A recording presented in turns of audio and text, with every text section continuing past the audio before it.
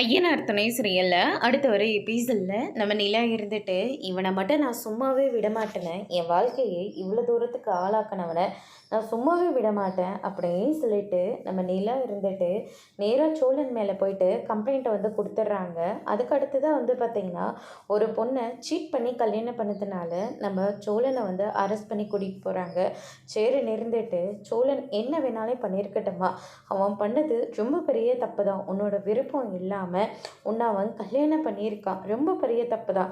ஆனால் அவன் எதுக்காக பண்ணான், உன்னை அவன் ரொம்பவே லவ் பண்ணாமா, அதனால தான்மா உன்னை கல்யாணம் பண்ணான். அவன் பண்ணது தப்பு தான், அதுக்காக நான் சரின்னு சொல்ல மாட்டேன். உன்னோட விருப்பத்துக்கு ஏற்ப அவன் உங்ககிட்ட அந்த விஷயத்த சொல்லியிருக்கணும், சொல்லாமல் விட்டது ரொம்ப பெரிய தப்பு.